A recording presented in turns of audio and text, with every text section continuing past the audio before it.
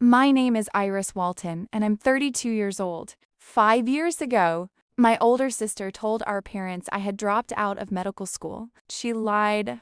That single lie cost me everything. Within days, my parents stopped answering my calls. My messages went unread. They missed my residency graduation. They weren't at my wedding. For 5 long years, I existed without a family, no holidays, no birthdays, no home to return to. I learned to live with that silence until last month, because last month my sister was rushed into the emergency room unconscious, bleeding and barely alive. The trauma team called for the chief surgeon, and when the double doors burst open and my mother saw the name stitched across the white coat walking toward her daughter's stretcher, she grabbed my father's arm so tightly it left marks. But to understand how we got there, you need to go back. Fall 2019, small kitchen in Hartford. The last evening my father ever looked at me with something close to pride. Growing up, there were two daughters in our house, but only one who truly mattered. My sister Maya was 3 years older, confident from the moment she could talk. School plays, debate club, student leadership, she thrived anywhere people were watching. Adults adored her. My parents adored her even more. To them, Maya was perfection, charming, obedient, socially flawless. I was the opposite. Quiet, studious, the kid reading biology books at family dinners while Maya entertained the table with stories. I wasn't rebellious or troublesome. I was simply unnoticed. There's a difference between being ignored and never really being seen. In 8th grade, I qualified for the state science fair, the only student from my school. That same weekend, Maya had a local theater performance. My parents didn't even hesitate. They went to her show. When I came home with a second-place ribbon, my father barely glanced at it. "Nice job," he said, already turning back to the TV. He never asked what my project was about, so I stopped trying to be noticed. Instead, I tried to be undeniable. I buried myself in grades, exams, and applications, determined that one day I'd achieve something too big to overlook.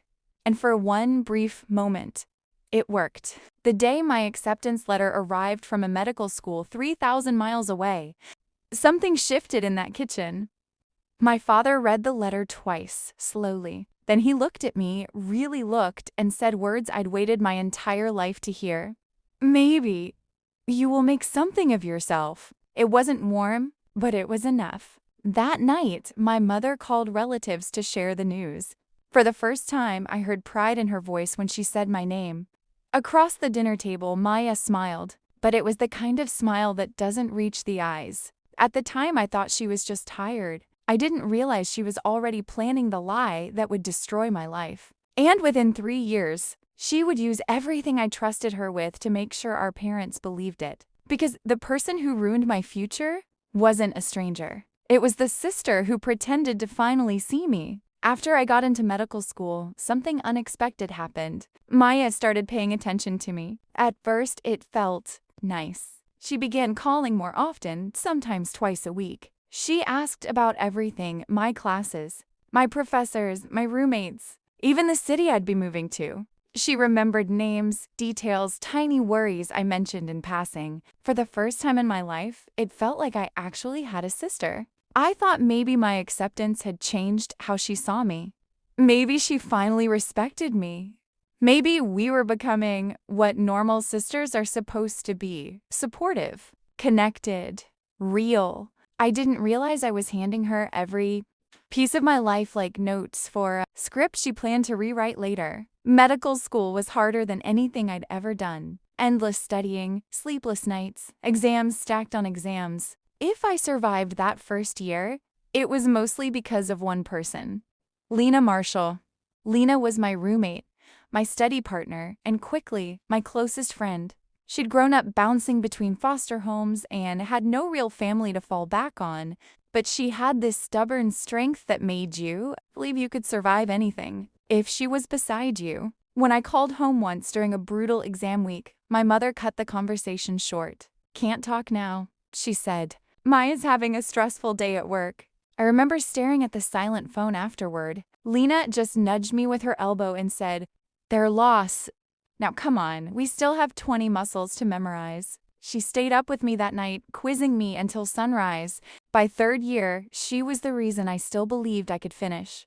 Then, in August, everything fell apart. Lena was diagnosed with stage 4 pancreatic cancer. No warning! No gradual symptoms we'd noticed, just a doctor's office, a scan. And suddenly, the future we'd joked about was gone. She had no parents to call, no siblings rushing in to help. Just me. The next morning, I went straight to the dean's office and explained everything. After reviewing the situation, the school approved a formal leave of absence, 1 semester, caregiver status. My place in the program would be held, and I'd return in January. Everything was official, documented, signed. I moved into Lena's apartment and spent the next weeks driving her to chemo, sitting beside her hospital bed, holding her hand during the worst nights when the pain made it hard for her to breathe. Somewhere in the middle of that chaos, I called Maya. I don't know why I told her. Maybe I still believed she cared. She sounded gentle, sympathetic. "Oh, Iris, that's awful. Take all the time you need. Don't worry, I won't stress Mom and Dad with this unless you want me to." I remember feeling relieved after that call, like I finally had someone on my side. 3 days later, my phone rang at 11 p.m. while I sat beside Lena's hospital bed. It was my father, and before I could say hello, he said something that made my stomach drop. "Your sister told us everything." I frowned, confused. "Told you what?" His voice turned cold. "That you dropped out of medical school and have been lying to us for a year." The room felt like it tilted sideways, because in that moment I realized 2 things at once. Maya hadn't kept my secret. She'd invented a completely different story, and somehow, my parents already believed her. I pressed the phone tighter to my ear, convinced I had misunderstood. "Dad, what are you talking about?" "I didn't drop out," I said it, keeping my voice low so I wouldn't wake Lena behind the hospital curtain. "I'm on an approved leave," I told Maya. "She showed us the messages," he interrupted. His tone was flat, distant. "Proof? Iris? Conversations about quitting, about wasting tuition, about hiding it from us." My chest tightened. "What messages?" "Dad, I'm literally sitting in a hospital right now. Lena's admitted overnight. I'm taking care of her." A short, humorless exhale came through the line. "Your sister said you'd have an excuse ready." That hurt more than yelling would have. Before I could respond, my mother's voice came on, shaky and strained. "How long were you planning to lie to us?" She whispered. "A whole year? Do you know how humiliating this is?" "Mom, please listen to me," I begged. "I filed official paperwork with the university. I can send it to you. I'll give you the dean's number, the hospital." "Enough," Dad snapped. "We're not doing this tonight. I'm telling the truth." "Then why does your sister have screenshots?" He shot back. "Why would she lie?" The question hung there, heavy, final. Why would she lie? I didn't have an answer that would fit into the tiny space they'd left for me. "Don't call this house again," he said quietly, the anger now replaced with something colder. "Not until you're ready to be honest with us." The line went dead. I stared at the screen. Call duration, 4 minutes, 12 seconds. That's how long it took for my parents to erase me. I slid down the hospital wall until I was sitting on the floor, the fluorescent lights buzzing overhead. My hands were shaking so badly I almost dropped the phone. 20 minutes later, it buzzed again. A message from Maya. "I'm sorry, Iris, I couldn't keep your secret anymore. They deserve to know." I read it twice. Then a third time. There was no panic in her words. No confusion. Just a neat, polished explanation like she'd already rehearsed it. She wasn't sorry. She'd just executed the cleanest strike of her life. And signed it with a broken heart emoji. I was 3,000 miles from home, with $46 in my checking account, a dying friend in the next room, and suddenly no family left to call. But I didn't give up right away. Over the next 5 days, I tried everything. I called my parents 14 times. The first few rang out. By the 4th, Dad had blocked my number. Mom blocked me 2 days later. I sent 2 emails, one short, one long. The long one included scanned copies of my leave approval, the dean's direct phone number, and Lena's oncologist's contact information. No reply. I wrote a handwritten letter and mailed it priority. 5 days later, it came back unopened. My mother's handwriting was on the envelope, returned to sender. That was the moment something inside me finally cracked, because I realized this wasn't just about one lie. This was every time Maya's version of events had been believed over mine, compressed into one final brutal decision. And on the 6th day, I stopped calling. Not because I didn't care, because I finally understood.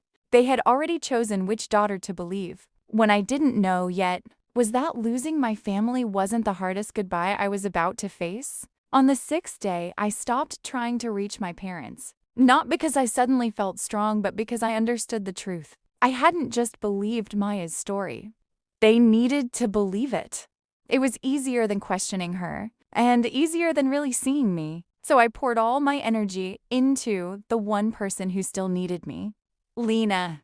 Autumn blurred into winter in a cycle of hospital rooms, medication schedules, and sleepless nights on a folding chair beside her bed. Some days she joked like nothing had changed. Other days, the pain stole her voice completely. In December, the doctors quietly told me the treatments weren't working anymore. We moved her into hospice the following week. The morning she died was strangely peaceful. Pale winter sunlight slipped through the blinds, and the room smelled faintly of antiseptic and the vanilla lotion the nurses used on her hands. I was the only one there. Her breathing slowed, then stopped.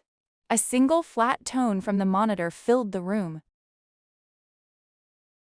And just like that, the strongest person I knew was gone. I waited for the tears, but none came. I'd cried for months already, in stairwells, supply closets, empty hallways.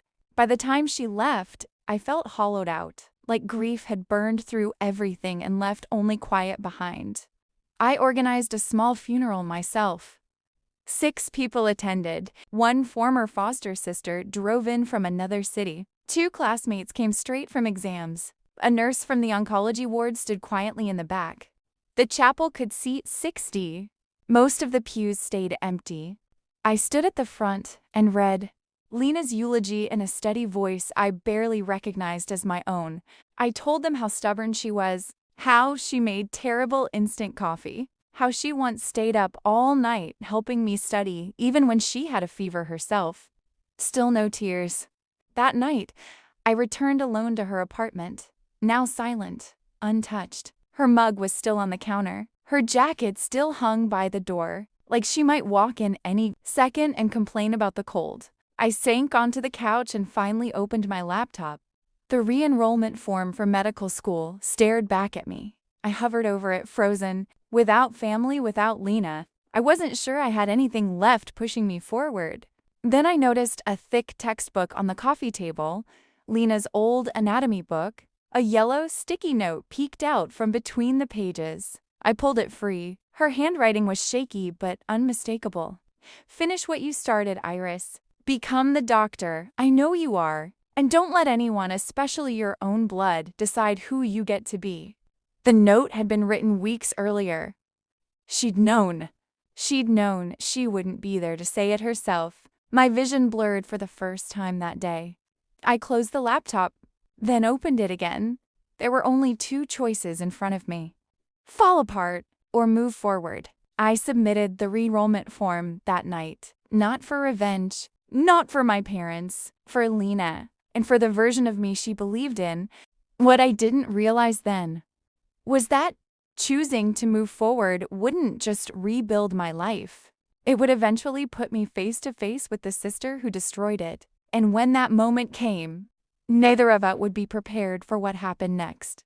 I went back to medical school in January with no safety net, no family calls, no holiday visits, no one checking if I was eating or sleeping or holding it together, just student loans, a part-time research job, and a quiet promise to the friend I'd buried a month earlier. I tucked it into my desk drawer and forgot about it as life moved forward. Years passed. I finished residency, took on more responsibility, built a home in the suburbs with Daniel, complete with a creaky porch and a golden retriever who thought he owned the place. From the outside, it looked like I'd finally built a complete life. And mostly, but there's a certain kind of ache that never fully disappears. It shows up in small moments, setting the table for holidays, hearing coworkers complain about family visits, catching yourself wondering what it would feel like if your phone lit up with your mother's name. I stopped expecting that call a long time ago. Still, one person kept me loosely tied to that past. My Aunt Claire. She phoned every Sunday, gently updating me about the family I no longer spoke to. I never asked questions, but I listened when she volunteered information. Last week, though, her voice sounded different. Careful, hesitant. "Iris," she said softly, "there's something you should know about Maya. Something worrying." Before she could explain, my hospital pager went off. Emergency trauma activation. I told her I'd call back later. I never got the chance, because within the hour, the something worrying she'd tried to warn me about would be lying on my operating table, bleeding, unconscious, and carrying my last name on the chart. Looking back, the accident didn't come out of nowhere. The signs had been there for years, I just didn't know the full story yet. My Aunt Claire had slowly shared pieces over time, always careful, always sounding like she hated being the messenger. From her, I learned that Maya hadn't simply told one lie and moved on. She'd maintained it. At every holiday gathering, every birthday dinner, every casual family conversation, she kept the same narrative alive. She played the role of the worried older sister perfectly. "We don't really talk about Iris," she'd say softly to relatives. "It's still painful for Mom and Dad." Then she'd lower her voice just enough to invite sympathy. She made her choices. "We just hope she's okay." But she didn't stop at vague sadness. She added details. To one cousin, she hinted I'd struggled financially and might be homeless. To another, she suggested I'd fallen in with the wrong crowd. One Christmas Eve, she told my mother she'd tried reaching out to me, but I refused to respond. That I was the one who'd cut the family off completely? She flipped the entire story. Suddenly, I wasn't the daughter who'd been pushed away. I was the one who'd abandoned them. The brilliance of it, and I use that word with bitterness, was that Maya didn't need my parents to forget me. She needed them to believe I'd rejected them. That way, their hurt felt justified. Their silence felt righteous. And she remained exactly who she'd always been. The loyal daughter. The one who stayed. A few months before the accident, Daniel revealed something else. We were sitting at the kitchen table early one morning when he set his coffee down with unusual care. "There's something I never told you," he said. My stomach tightened. 2 years ago, someone contacted the HR department at your old hospital. They used a fake name but asked detailed questions about you, whether you'd ever been disciplined, whether your credentials were real. I stared at him. "What?" "I had a colleague trace the inquiry," he continued quietly. "The IP address came from your hometown." The kitchen felt suddenly smaller. "She was looking for dirt," I whispered. "Anything she could use." Daniel nodded. "If there had been something, she would have found it." But there wasn't, because there was nothing to find. That was the moment I realized Maya hadn't just lied once. She'd built an entire structure around that lie, reinforcing it year after year, making sure no one questioned it, making sure I stayed the villain in a story I wasn't even part of anymore. I could have confronted my parents then, called a lawyer, forced the truth into the open. But life had other plans. Plans that started at 3:07 a.m. on a cold Thursday morning when my pager screamed me awake. Level 1 trauma. Motor vehicle collision. Female, mid-30s. Severe internal bleeding. ETA. 8 minutes. I dressed in minutes and drove through nearly empty streets, mentally running through the likely injuries, the surgical steps, the risks. By the time I pushed through the ambulance bay doors, my team was already assembling. I grabbed the intake tablet from the nurse's station and swiped open the incoming patient file. Patient name, Maya Walton. Emergency contact, Robert Walton, father. For a second, the world went completely silent. The beeping monitors, the rushing staff, the distant siren growing louder. All of it faded, because after 5 years, the sister who erased me from the family was about to be wheeled into my trauma room. And behind that ambulance, I knew exactly who would be running through those hospital doors next. For 2 or 3 seconds, I wasn't the chief trauma surgeon. I was a 26-year-old woman sitting on a hospital floor, staring at a silent phone. Realizing her family had chosen someone else's story over hers, then training took over. I set the tablet down and exhaled slowly. Prep Trauma Bay 2, I told the charge nurse. Call Dr. Shaw to stand by. I want OR ready immediately. My voice sounded steady, professional, like nothing inside me had shifted at all. The ambulance siren screamed into the bay moments later. Doors burst open. Paramedics rushed in, shouting vitals. Female, 35. High-speed collision. Ran a red light. Severe abdominal trauma. BP dropping. Possible internal hemorrhage. They transferred her onto the trauma bed. For the first time, I saw her face. Maya. Pale, blood matted in her hair. Oxygen mask fogging with shallow breaths. She looked smaller than I remembered. Fragile in a way she never allowed herself to appear growing up. For a split second, memories collided in my mind. Her laughing at the dinner table. Her voice on the phone 5 years ago. That text with the broken heart emoji. I forced it all aside. Focus, I muttered to myself. I checked her pupils. Pressed gently along her abdomen. Her pulse was thready, skin clammy. He's crashing, anesthesia warned. Massive internal bleed, I confirmed. We're going straight to surgery. Move now. The team sprang into motion, wheeling her toward the operating room. As the doors swung open, I caught movement down the hallway. 2 figures running. Older. Familiar. My parents. My mother reached the desk first, breathless, gripping the counter. Our daughter, Maya Walton. Where is she? Please. Then she saw me. At first, there was only confusion. Her eyes skimmed over the surgical cap, the mask, the authority in the room. Then she read the name stitched on my coat. Her hand flew to her mouth. My father froze beside her, like someone had drained the strength from his legs. Iris? My mother whispered, barely audible. 5 years. 5 years of silence. And the first time they saw me again, I was the surgeon about to cut their other daughter open to keep her alive. I stepped toward them, keeping my tone calm, clinical. I'm the trauma surgeon on duty, I said. Your daughter has severe internal bleeding. She needs emergency surgery immediately. We don't have time to wait. My father stared at me like he didn't know whether to speak or apologize or deny.